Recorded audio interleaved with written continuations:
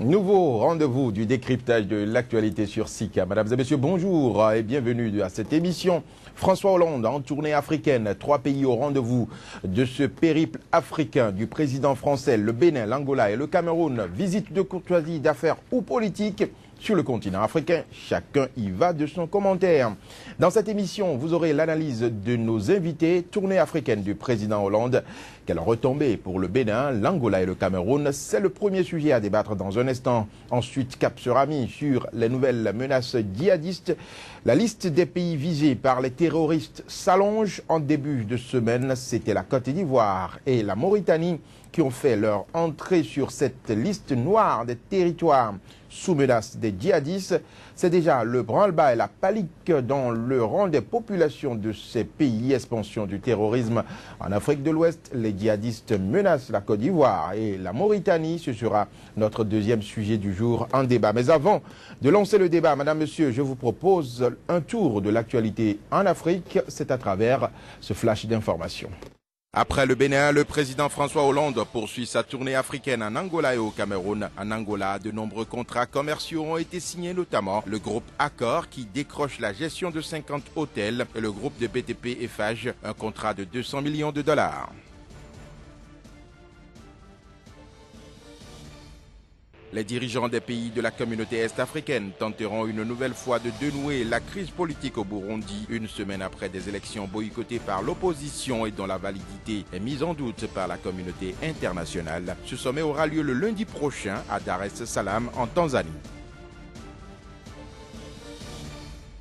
Environ 100 personnes ont été tuées par Boko Haram dans le village de Kukawa, proche du lac Tchad, dans le nord-est du Nigeria. 50 islamistes ont ouvert le feu mercredi dernier sur des fidèles musulmans qui priaient dans des mosquées peu après la rupture du jeûne du mois de Ramadan.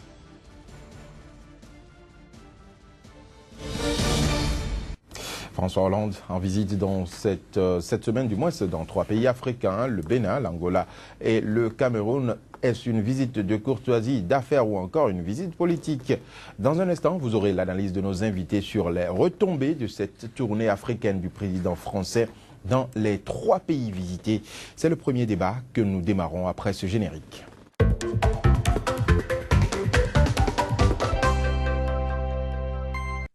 Pour analyser les différents sujets d'actualité, j'ai à mes côtés aujourd'hui Bellarminus Kakovi. Il est docteur en communication politique. Bellarminus Kakovi, bonjour. Bonjour Joël. J'ai également sur ce plateau Joël Yetonji, journaliste à la rédaction de SICA TV. Joël Yetonji, bonjour. Bonjour à vous, bonjour Bellarminus et bonjour aux téléspectateurs. Ma première question dans cette émission va s'adresser directement à Bellarminus. Bellarminus Kakovi, vous êtes docteur en communication politique. Vous avez suivi cette tournée du président français François Hollande sur le continent africain. À votre avis, le président français vise quel objectif à travers cette tournée africaine de façon globale déjà?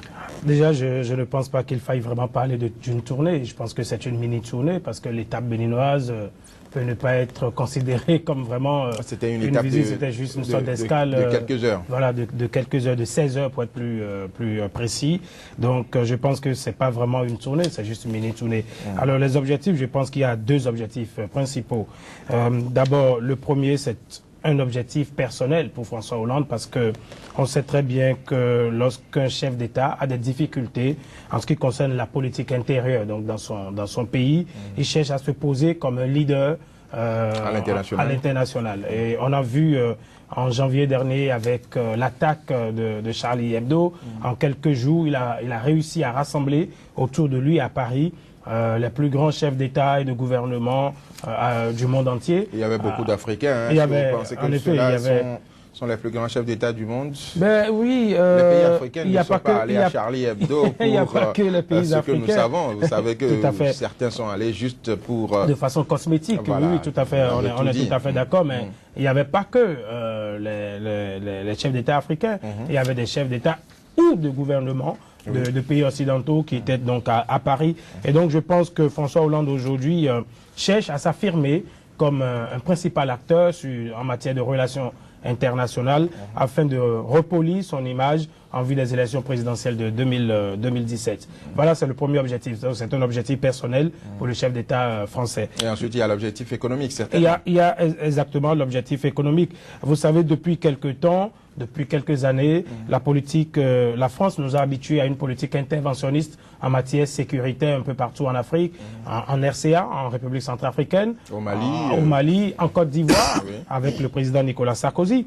Et donc, à un moment donné, il était question pour la France de réaffirmer que elle n'a pas abandonné ce qui fait d'elle l'un des pays droits de l'hommiste au monde, c'est-à-dire qu'elle reste encore attachée aux principes fondateurs de la démocratie et du respect des droits humains. On a vu d'ailleurs son message subliminal qu'il a lancé à Cotonou. Enfin, il avait déjà lancé ce message au sommet de la francophonie à Dakar, mais il a répété, il a pontifié à Cotonou, envoyant donc un message fort à tous les chefs d'État africains qui sont en fin de mandat, de deuxième mandat constitutionnel. Si vous avez envie d'avoir un troisième mandat, attention, vous pouvez en avoir envie, mais pas forcément aller dans l'acte chercher à tripatouiller les constitutions des pays. Donc je pense que voilà les deux principaux objectifs. Il y a d'abord un objectif personnel et il y a un objectif à l'endroit de l'Afrique. Ça peut être un objectif politico-économique. Et on a vu au Bénin, c'est fortement politique. Mais en Angola, par exemple, ça n'est pas le cas, c'est un voyage d'affaires. Et au Cameroun, vous pensez, il est dit qu'il sera évoqué l'affaire de l'avocate Lydienne Niénéoum. Vous pensez que le président français pourrait avoir quel impact sur ce dossier? Écoutez, je pense que il y aura ce qu'on peut appeler les on-dits et puis les non-dits. Parmi les non-dits, certainement, voilà le cas de l'avocate dont vous parlez.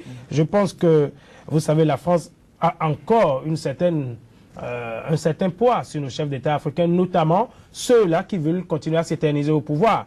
Et donc, c'est des gens qui sont en quelque sorte à la solde de l'Élysée. Et donc, Paul Biya qui encore, voilà, 1982 quand même. Ben ça, oui, parce que là, à partir de cette année, il est président. Mais il était au pouvoir depuis l'indépendance du Cameroun en tant que vice-président. Donc, c'est quelqu'un qui est au pouvoir depuis 1960. Et donc, aujourd'hui, il a encore des velléités. Il veut continuer jusqu'à ce que mort s'en suive. Et donc, je pense qu'aujourd'hui, c'est quelqu'un qui serait prêt à écouter ou à suivre à la lettre ce que lui demande le président français, libérer telle personne, libérer telle personne. On a vu la vague de libération de prisonniers politiques qu'on a connue au Cameroun ces dernières semaines. On l'espère, on verra bien donc quelques jours après donc ce passage du président français. Joël Yetonji, le président français en tournée dans 3 pays africains et a cité le Bénin comme une référence en matière de démocratie sur le continent. Est-ce que vous pensez vraiment que le Bénin mérite cette félicitation qui est adressée? Est-ce que le Bénin mérite? Mais au-delà de tout, il s'agit du Bénin. Vous avez vraiment mis l'accent là-dessus. On a parlé du Bénin comme laboratoire de la démocratie, un modèle à suivre. Oui, il a fait justifier les moyens. Les Béninois, à des moments donnés, ont véritablement fait peur. Mais le peuple béninois a su montrer la voie. Ce n'était pas gagné d'avance. Mais à l'arrivée, on s'est rendu compte qu'ils étaient aux unes. Et les choses se sont passées, pas forcément comme on l'espérait. Mais ça a été comme une nouvelle page que le Bénin écrivait démocratiquement parlant. Ces élections législatives qui étaient des élections de tous les dangers, ça s'est passé dans les urnes. Le peuple a donné l'orientation qui a été suivie, oui, démocratiquement. On peut saluer le Bénin. C'est l'image que le Bénin a pu envoyer finalement. C'est ça qui est important, il faut conclure là-dessus. Mais au même moment, on ne peut pas oublier qu'avant d'en arriver là, il y a eu comme une traversée de désert qui était très difficile et tout pouvait arriver. On ne peut pas oublier. Voyez-vous, ce n'est pas pour rien que Hollande n'était pas venu un peu plus tôt. Hollande aurait pu venir un peu plus tôt. Il y avait eu beaucoup d'appels de pied depuis l'arrivée de Hollande à l'Élysée de la part de Thomas Bouniaï. Lui-même, il a dit d'ailleurs que le président du Bénin était le premier président africain qu'il a reçu. Il lui a promis venir le visiter. Mais la période n'était pas propice pour Hollande qui manifestement s'est montré un démocrate monté. On a beau le reprocher un certain nombre de choses, mais chaque fois qu'il avait l'occasion, il n'a pas manqué de signaler qu'il faut savoir respecter les principes démocratiques que l'on s'est fixé soi-même. Donc de ce point de vue, la période à un moment donné ne s'y prêtait pas. Ce serait se voiler la face que de dire qu'à un moment donné, on a vu le chef de l'État béninois très actif, même si Akoye a crié l'a fait entendre à plus d'une, et pas des moindres, parlant de personnalités qui ne se représentaient pas, mais on l'a vu vraiment dans des attitudes qui prêtaient à confusion. On voyait plutôt un chef d'État qui voulait vraiment se maintenir au pouvoir. Même si, parlant de dossier de révision de la Constitution, il a été dit que c'est pour doter le Bénin de la Cour des comptes, des instruments pour permettre à l'économie béninoise d'assainir ses finances et autres ne manque pas. On a vu le tollé que ça a généré. On a vu aussi des syndicalistes qui, à des moments donnés, ont voulu donner de la voix pour des choses qu'on peut ailleurs qualifier d'insignifiants, mais ça a pété. On a vu le tollé que ça a généré. Et récemment, la démocratie, c'est la liberté d'expression et autres, le respect d'un certain nombre de principes et surtout des droits de l'homme. On a vu l'interpellation manquée de ce député, candidat Zanaï pour ne pas le nommer. On a vu comment ça a failli basculer. Il y a eu tellement d'événements qui ont fait peur. Mais heureusement, et on ne peut pas l'oublier non plus, le baromètre de la démocratie, c'est les élections, et les élections à bonne date. Là-dessus, le Bénin n'est pas forcément un exemple. Les élections communales, municipales et locales, on les a eues quand. Voilà, on ne peut pas fermer les yeux là-dessus. Mais c'est un langage diplomatique, il fallait le tenir. C'est ce que je voudrais savoir. Est-ce que vous pensez que ces félicitations s'adressent aux autorités, au pouvoir en place, ou bien à la population béninoise? C'est au peuple béninois, oui. Le Bénin, exemple démocratique, c'est au peuple béninois. Et que ce peuple retienne quand même une fois pour bon qu'il y a du travail à faire. Le béninois pour sa résistance ou bien pour avoir participé à cette démocratie-là? Pour le travail que les uns et les autres ont eu à battre, parce que ça a été une cohésion d'action. Pour qu'on en arrive là, tout le monde a mis un peu du sien. À un moment donné, il faut le dire, le chef de l'État aussi a su prendre du recul. C'est vrai qu'en face, il y avait, j'ai observé une société civile beaucoup plus active que la classe politique qui était toujours dans ses calculs, faut-il avancer ou pas. Et quand la société civile a su tenir tête, a montré la voie, très rapidement, ils se sont engouffrés là-dessus. La suite, vous la connaissez. Donc, cette opposition aussi a joué son rôle. À un moment donné, le chef de l'État aurait pu, comme un certain nombre de personnes, c'est aussi à son actif, il ne faut pas l'ignorer, ne pas faire la sourde oreille. Oui, à un moment donné, il pouvait dire, mais quand même, je suis chef, j'ai tous les pouvoirs concentrés. Mais il a su lire que ce qui se préparait là, si je continue d'appuyer trop fort, ça pourrait péter. Et ce n'est pas forcément mon actif. Alors, donc, l'homme aussi, quelque part, a joué sa carte pour qu'on en soit là. Ma question, justement, par rapport à tout ce qui a été dit, par le président français, François Hollande, à Cotonou, un avertissement à tous ceux qui ont l'ambition de modifier la Constitution pour s'éterniser au pouvoir. Est-ce que vous pensez qu'il est dans une position où il doit pouvoir tenir ce discours? Est-ce que cela ne donne pas l'impression d'une nouvelle colonisation, d'une puissance qui s'impose, qui impose sa force aux présidents africains? On a beau dire quand même que les pays africains ont eu leur indépendance. Alors, est-ce que c'est au président français de venir leur dire « vous devez quitter le pouvoir ». Est-ce que même ils ne devaient pas le savoir? Écoutez, si vous n'êtes pas responsable, on va vous rappeler à la responsabilité. C'est banal, c'est simple. Lorsque les chefs d'État se font élire chez nous, ils savent très bien les règles du jeu. Ils savent que c'est 2 mandats et puis c'est tout.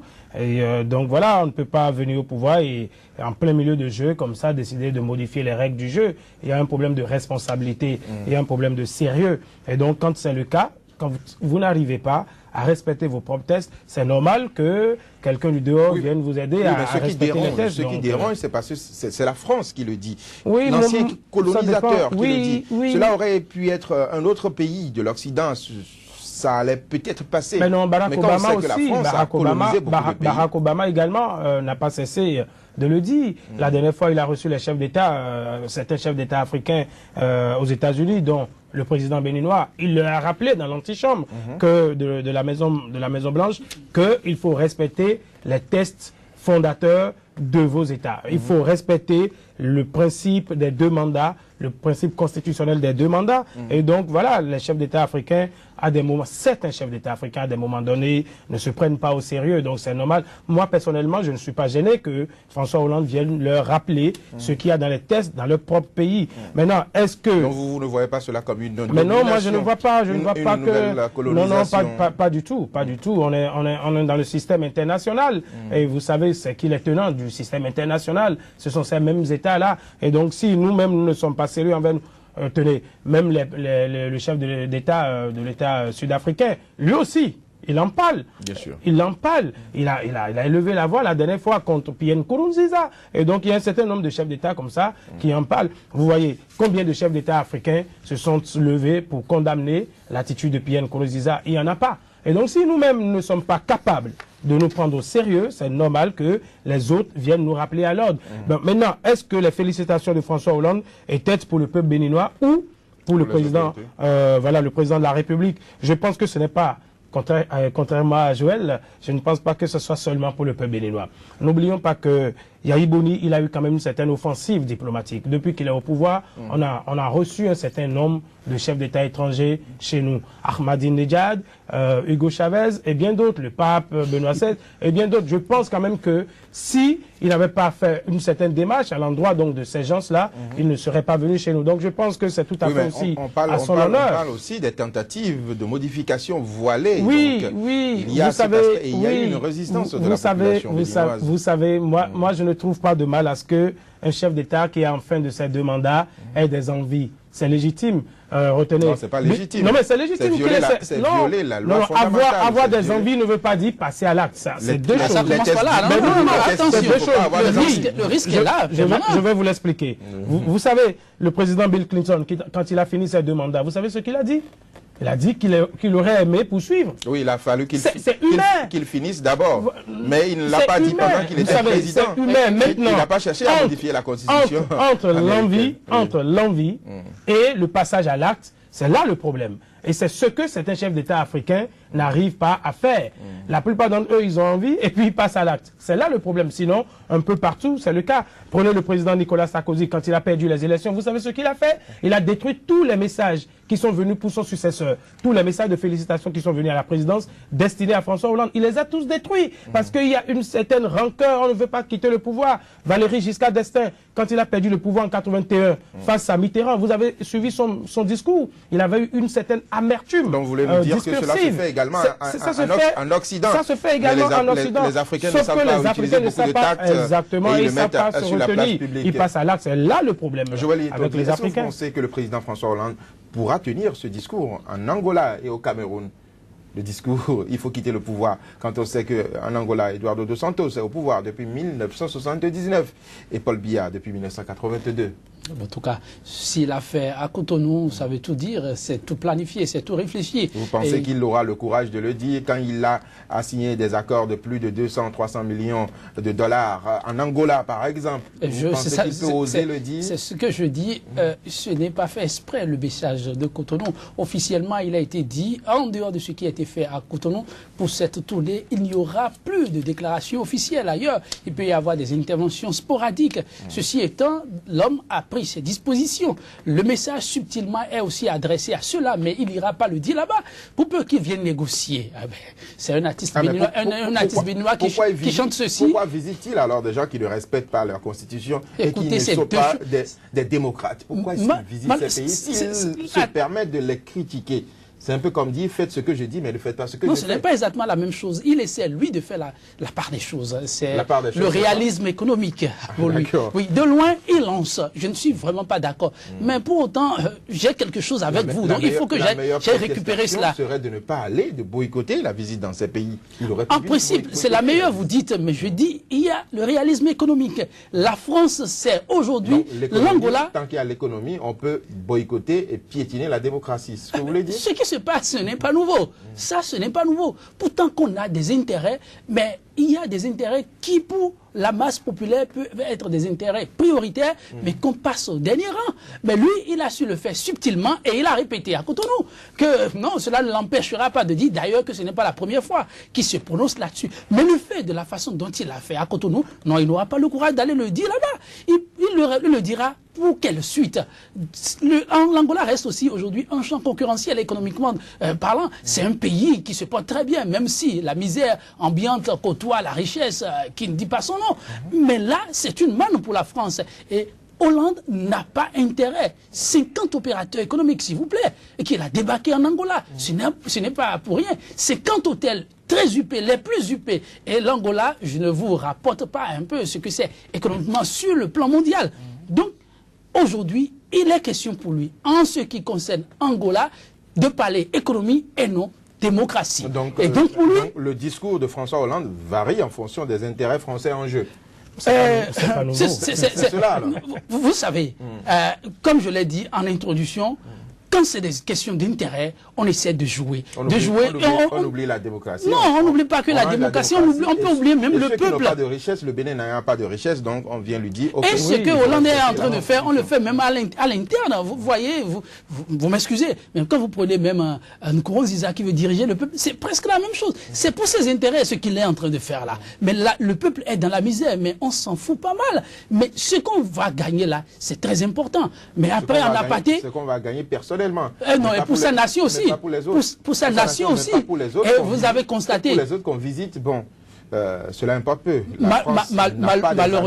Malheureusement, que des intérêts. Là, vous rappelez quelqu'un, Mitterrand. Justement, c'était plutôt, je crois, De Gaulle qui l'a dit, De Gaulle. Justement, vous confirmez cela? Oui, oui, tout à fait. Vous savez, dans les relations statocentrées, il y a ce qu'on appelle le réalisme libéral. Joël en parlait de façon... ramassé, il parlait de réalisme économique. Il y a ce qu'on appelle le réalisme libéral. Vous savez, la visite, l'escale de Cotonou n'était pas fortuite. Je pense que ça a été vraiment pensé. Parce que le chef de l'État français a profité donc de son escale à Cotonou pour lancer son subliminal message à tous les autres chefs ceux qui ont des ambitions révisionnistes. Ensuite, nous sommes d'accord. Exactement. Mais donc, apparemment, ce message ne concerne pas alors l'Angola et le Cameroun. Mais non, ce message, il les concerne tous. Mais arrivé sur place, il va pas en parler. Mais pourquoi il n'en parle pas là-bas? Déjà, on parle de l'Angola parce donc, que... il a peur de déjà, tenir l'Angola, c'est pas le précaré français. Vous savez, même si on est d'accord que l'Angola est un des dossiers de l'Inditérandienne. Les anciens colonisés français peuvent donc subir des humiliations. C'est pas une sorte d'humiliation. Vous n'avez pas l'intérêt, vous n'avez pas intérêt à toucher. C'est juste un rappel. Je vous rappelle que... Pourquoi il ne le rappelle pas ailleurs? Ben non, il a dit à la francophonie, au sommet de la francophonie. Il a dit. Et là, il y avait beaucoup de chefs d'État qui étaient... Et le gouvernement qui était là. Mais l'Angola ne faisant pas partie du précaré français, lui va là-bas pour faire ses business. Pour faire les business du gouvernement français, de l'État français. Joël l'a rappelé, il y avait une cinquantaine d'hommes d'affaires français dans son vol. Et n'oubliez pas, comme je le disais, l'Angola reste un des dossiers de l'ère mitterrandienne avec l'affaire Falcon. Vous n'avez pas oublié les ventes d'armes. Et puis l'Angola Gate. Voilà, l'Angola Gate, la fameuse affaire Tonton Papa Madi avec Jean-Christophe Mitterrand. Et donc là-bas, on va là-bas pour faire les affaires. Et aujourd'hui, l'Angola se porte économiquement très bien. Pendant très longtemps et jusqu'aujourd'hui encore, la ligne Paris-Luanda-Paris, c'est la ligne la plus rentable de Air France. C'est la ligne la plus rentable de Air France. Donc, tant que c'est rentable, on peut donc décerner des félicitations. Mais oui, c'est exactement le cas du Tchad avec Idriss Déby. Vous savez que Idriss Déby, c'est pas l'homme le plus amoureux des droits humains. Mais qu'est-ce qu'on fait aujourd'hui? On le salue, on le couvre de louanges. Pourquoi? Tout simplement parce qu'il sert je sais pas, d'intermédiaire dans la lutte contre Boko Haram et d'autres groupements. Face à de telles réactions, est-ce qu'on ne risque pas de donner raison à un Nkurunziza, par exemple, qui dit, parce que je n'ai pas de richesse, vous ne pouvez pas m'interdire de réviser la Constitution. Bon, je pense si j'avais eu des intérêts stratégiques, vous n'allez pas vous comporter de la sorte avec moi. Je pense que ce que Nkurunziza est en train de faire, on appelle ça les derniers soubresauts du faux wagonisant. Non, il s'amuse tout simplement, il fait du joke, comme disent les anglo-saxons. Il s'amuse parce qu'il sait très bien, qu'il a droit à 2 mandats. Point. Il doit partir. Et donc, ils essayent de trouver comme ça des arguments pour tirer les ficelles et tout. Mais je pense qu'il a beau faire tout ça, à la fin, il tombera, tout simplement. Joël Yetonji, la France n'a que des amis. Elle n'a pas des amis, du moins. Elle n'a que des intérêts. En définitive, quelles sont les retombées alors pour ces pays visités? Il y a forcément de retombées. Maintenant, à chacun sa fortune. Vous voyez, le Bénin, on a décerné satisfecit au pays. Et vous savez, savoir que vous vous portez démocratiquement bien, c'est aussi un bon signal pour les opérateurs économiques. Il faut que les gens viennent chez vous. Mais les gens ne viendront pas dans un pays où on ne sait pas respecter les droits de l'homme. Lorsque les intérêts de l'opérateur économique ne seront pas préservés, ce n'est pas un bon signal. Les gens ne viendront pas vous voir. Vous n'êtes pas sans oublier qu'il y a eu beaucoup d'altercations entre les opérateurs économiques et le pouvoir en place. Je dis, vous avez demandé c'est quoi les retombées, c'est ça, je vous explique. Oui, c'est vrai, il y a des problèmes au Bénin. Mais ce message que François Hollande vient passer, pourquoi François Hollande ne va pas au Togo, ailleurs? Il est passé par le Bénin. C'est quand même pas rien. Donc, pour le Bénin, sur le plan démocratique, je dis que c'est un bon signal. Il va falloir saisir Sitoben s'il en est une, et travailler là-dessus. Parfait ce qu'il y a, parce que tout n'est pas rose. J'ai cité un certain nombre d'exemples là, qui montrent qu'on a évité le pire au Bénin. Donc, il faut l'améliorer. De ceci étant, quand vous allez aux côtés de l'Ouganda, on parle de l'Angola, plutôt, on parle d'affaires. Économiquement, le pays aura aussi sa part. Mais le peuple, comme vous l'avez signalé tout à l'heure, malheureusement, va en partie. Parce que le plus important, là, pour la France, ce sont plutôt les gains qu'on va avoir. Et quand vous prenez le Cameroun, au-delà de tout, le Cameroun joue aussi un grand rôle dans la lutte contre Boko Haram. Et le Cameroun ne perd aussi rien en acceptant Hollande au Cameroun. C'est vrai que pour le peuple camerounais, on aurait bien voulu que là aussi, on tape du poing sur la table pour dire la démocratie dont ce peuple a rêvé pendant longtemps, ce n'est pas ça. Assez pour le Cameroun. Donc une fois encore, à chacun sa fortune. Maintenant, il reviendra toujours aux peuples africains de savoir ce qu'ils veulent et de travailler pour que leurs rêves puissent se concrétiser. Je pense que le message de François Hollande a été clair et formel. Il dit, mon message s'adresse à tous les chefs d'État africains qui sont en train d'épuiser leur deuxième mandat, leur deuxième et dernier mandat. Donc, que le message soit dit à Paris ou à Dakar ou à Cotonou, je pense qu'il reste le même. La conteneur est restée la même pour tous les chefs d'État africains. Parlant du Cameroun, je pense qu'au-delà donc de la lutte contre Boko Haram, justement, vous l'avez su si bien dit, Joël, je pense qu'il y a aussi que, vous savez, le Tchad évacue une bonne partie de son pétrole via Kribi, le port camerounais. Donc c'est encore des intérêts économiques. C'est encore, hélas, des intérêts économiques parce qu'il y a un pipeline de 1070 km qui passe donc par la forêt tropicale pour desservir donc, enfin, pour atteindre le port de Kribi et puis pour être évacué. Donc je pense que là aussi, c'est un intérêt économique qu'il faut visé parce que c'est quand même 225 000 barils de pétrole produits par jour. Pour cela, on peut laisser Paul Biya continuer par gérer comme il gère. Oui, vous savez, le Tchad et le Cameroun sont aujourd'hui deux pays qui doivent jouer un rôle très important dans la stratégie sécuritaire de la France en matière de lutte contre donc des mouvements terroristes. Donc malheureusement, c'est au détriment bien sûr des droits humains, vous le savez très bien. Et mais je pense que dans les non-dits, c'est sûr que si François Hollande est cohérent envers lui-même et son discours, il doit avoir discuté de l'éventuel départ de Paul Biya. Avec ses dirigeants. Merci Bellarminus Kakovi, merci Joël Yetondi. Madame, Monsieur, ce sera tout pour le premier débat. Votre émission se poursuit. Je vous propose du moins à présent un nouveau point de l'actualité à travers ce flash d'information. Après le Bénin, le président François Hollande poursuit sa tournée africaine en Angola et au Cameroun. En Angola, de nombreux contrats commerciaux ont été signés, notamment le groupe Accor qui décroche la gestion de 50 hôtels et le groupe de BTP Eiffage, un contrat de 200 millions de dollars.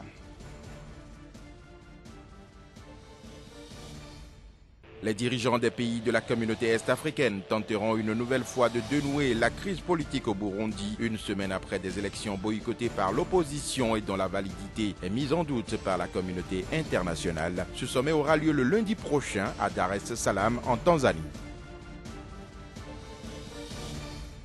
Environ 100 personnes ont été tuées par Boko Haram dans le village de Kukawa, proche du lac Tchad, dans le nord-est du Nigeria. 50 islamistes ont ouvert le feu mercredi dernier sur des fidèles musulmans qui priaient dans des mosquées, peu après la rupture du jeûne du mois de Ramadan.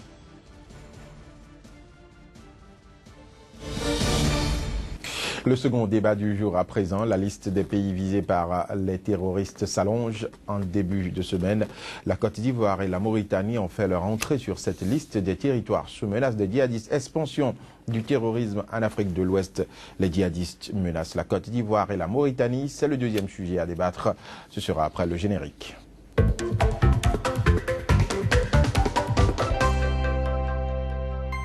Je poursuis ce débat avec Bellarminus Kakovi, docteur en communication politique, et Joël Yetondi, journaliste à la rédaction de Sika TV. Joël, je reste avec vous pour cette première question.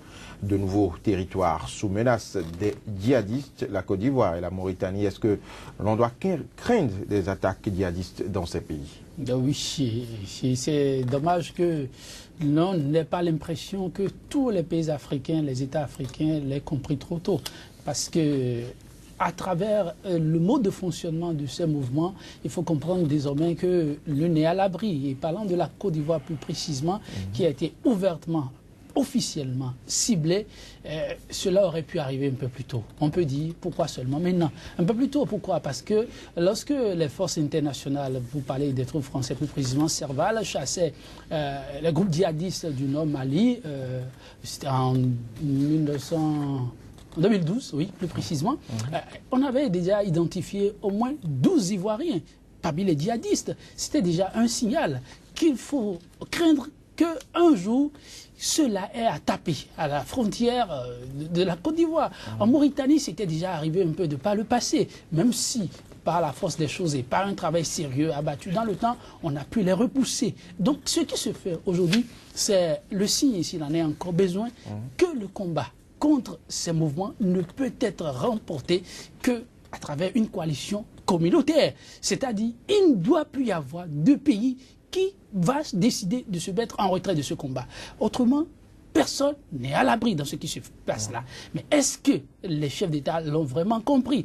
En dehors des appels sporadiques qu'on lance, on attend que ça arrive pour prendre les dispositions qui s'imposent. Oui, mais cet appel, il y a déjà une mobilisation dans la sous-région. Quelle mobilisation? Il y a la force qui a été installée à Maïdougouri par le Togo, le Bénin, je pense la Côte d'Ivoire, le Nigeria, le Tchad et le Cameroun. Soi-disant. Mais quand vous observez très bien cette coalition, quelle est la partition, par exemple, de la Côte d'Ivoire qui vertement a été ciblée aujourd'hui?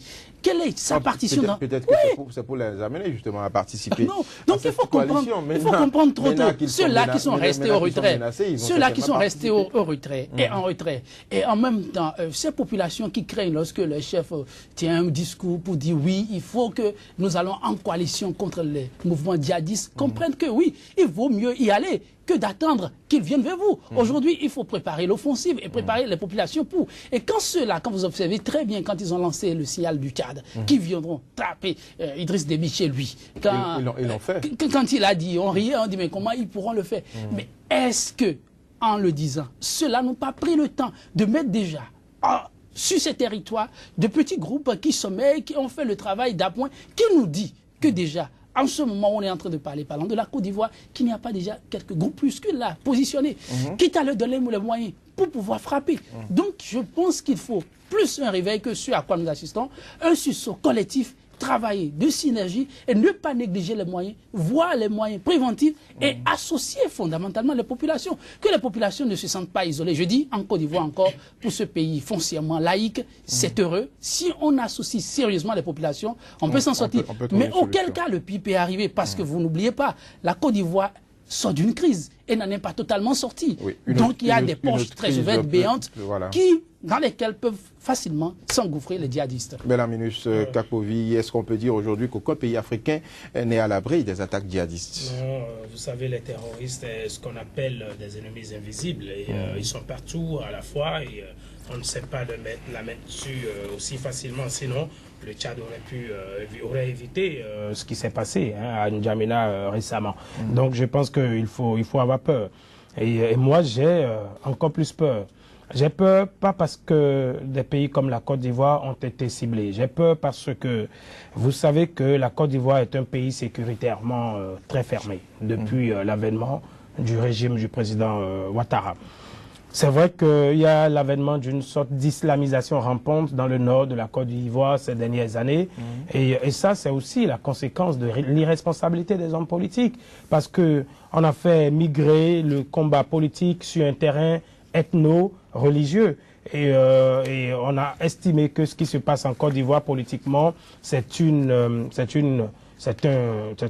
guerre entre gens du Sud contre gens du Nord, ou entre chrétiens et musulmans. Et donc on a traîné le combat politique, on a transposé exactement sur ce champ-là. Et c'est dangereux quand on le fait. Et qui est-ce qui l'a fait? On le sait. C'est ceux qui se réclamaient de ce courant du Nord, de la Côte d'Ivoire. Malheureusement, ils ont instrumentalisé cela. Et aujourd'hui, moi, j'ai peur parce que j'ai tendance à penser qu'on est en train de faire une récupération politique. Une récupération politique dans la mesure où, vous savez, nous avons les élections présidentielles en octobre. Et j'ai l'impression qu'on est en train de chercher à créer une unité nationale autour du président Ouattara. Parce que quand on parle de menaces terroristes, que ce soit en Afrique ou ailleurs, il y a un sursaut national. Tout le monde se lève et se rassemble autour de ce qu'on appelle abusivement le père de la nation sous nos tropiques. Donc vous pensez que cette menace sera utilisée à profit du régime en place, ou bien vous pensez que c'est une menace créée? Non, je pense que certainement qu'il y a une menace, mais je pense que ils sont en train de récupérer politiquement cette menace dans le but de créer un bel unanisme autour du président Ouattara afin de lui faciliter la tâche pour les élections présidentielles. Et là où moi j'ai peur, c'est que partout où il y a loi antiterroriste, c'est que cette loi fait asseoir les droits humains élémentaires. Même en France, vous voyez le nouveau projet de loi que propose Manuel Valls sur les renseignements. Vous avez vu, ça a soulevé beaucoup de tollé en France.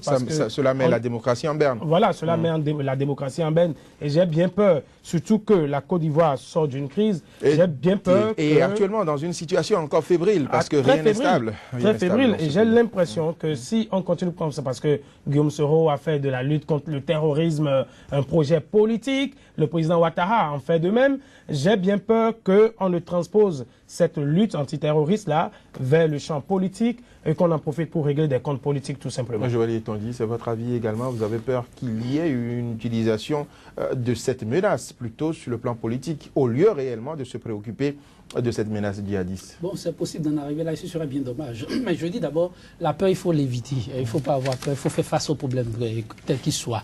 Mais je dis, ce qui se trame là, il vaut mieux. Les autorités en place n'ont pas intérêt à aller sur ce terrain.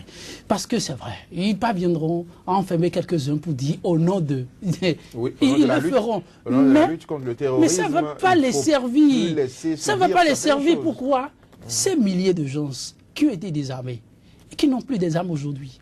Lorsque vous savez que, en votre âme et conscience, qu'injustement, certains des vôtres, qu'on puisse en prison et ne devraient pas l'être, et que ça se passe comme ça, et que, parce que cette menace-là, elle est sérieuse. Oui, elle est sérieuse. Ansar-Dine a pu implanter un drapeau au sud du Mali, à quelques mètres de la Côte d'Ivoire. Moi, je pense que ce n'est pas à négliger. Si ça s'amuse à le faire, ce serait la porte tout bonnement ouverte à tous ces jeunes-là qui veulent bien se faire justice, qui attendent la justice ivoirienne et qui n'ont pas gain de cause, qui sont froissés dans leur âme. Mais vous vous demandez pourquoi ceux-là, devant la mort, acceptent se jeter à la mer. Je veux parler de ces migrants-là. Non, mais quand vous sentez que vous n'avez plus d'issue, vous êtes prêt à tout. Maintenant, on vous offrira gratuitement les armes pour aller vous faire justice. Il y aura des Ivoiriens qui risquent d'accepter cela. Et ce n'est pas bon non plus pour Ouattara. Il faut penser à cela. Et aujourd'hui, essayez de dissocier le bon grain de l'ivraie et permettre aux Ivoiriens, s'ils peuvent être unis, parce que là, il faut vraiment être unis, unis contre le mal et comprendre que ce qui se joue là, personne n'y échappera. On ne demandera pas si tu es pro Ouattara ou si tu es pro Gbagbo. Ça frappe de partout. Aujourd'hui, ils sont scandalisés, les Africains, et au-delà des Africains, je vous ai aussi entendu dire, mais ces djihadistes, qu'est-ce qu'ils veulent? Ils frappent désormais les lépreux. Ils frappent les musulmans. Ils frappent même dans les mosquées. Ils trouvent que les gens sont, impurs partout. Les gens sont impurs partout. Il faut comprendre alors que ce qui se joue, ça se joue contre tout le monde. Donc, le pouvoir en place, c'est vrai, il faut craindre qu'on en arrive là, qu'on finisse à voter des tests qui iront au lieu d'aller contre les djihadistes. C'est une nébuleuse. Comment voulez-vous arrêter un djihadiste et les punir? La communauté internationale, chaque fois que j'entends là, j'en ris. On dit qu'on va arrêter tous ceux-là qui ont été auteurs de ces canages. Mais on les arrête pas, on les connaît pas. Voilà.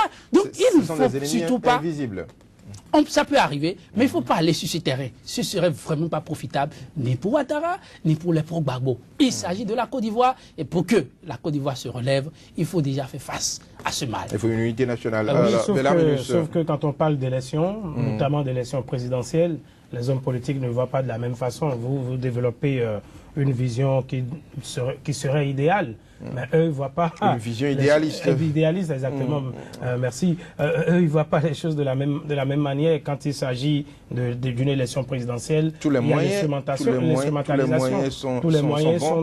sont à mobiliser, justement. Et vous avez vu, ce n'est pas fortuit que le président Ouattara et le président de l'Assemblée nationale de la Côte d'Ivoire, M. Guillaume Soro, fassent donc de la lutte contre le terrorisme. Comme une priorité. Voilà. Or, bizarrement, la Côte d'Ivoire ne participe pas à la lutte contre Boko Haram. C'est là le paradoxe. C'est pour ça que je vous dis, j'ai bien peur qu'on veuille régler des comptes politiques à travers donc cette soi-disant menace terroriste. C'est ce qui va se passer en Côte d'Ivoire si on y prend garde. Vous savez, quand on veut mettre en place une stratégie de sécurité, ça n'est pas dans les médias. Ça n'est pas dans les médias, c'est une stratégie de sécurité. Ils n'ont pas avancé leur stratégie. Ils ont bien dit qu'en son temps, ils vont donner des éléments. Mais puisque c'est une stratégie, ils ne vont pas donner des éléments devant les médias. J'ai suivi un député ivoirien, justement, de la majorité. Oui, qui parlait ainsi, qui disait qu'en ce qui concerne la lutte contre le terrorisme, il n'est pas question de dévoiler la stratégie devant les médias. Oui, cette stratégie, il y a la façon dont ils sont en train de crier tout le temps sur tous les toits. Oui, on est menacé, oui, on est menacé, oui, on est menacé. Je pense que la stratégie, elle est simple.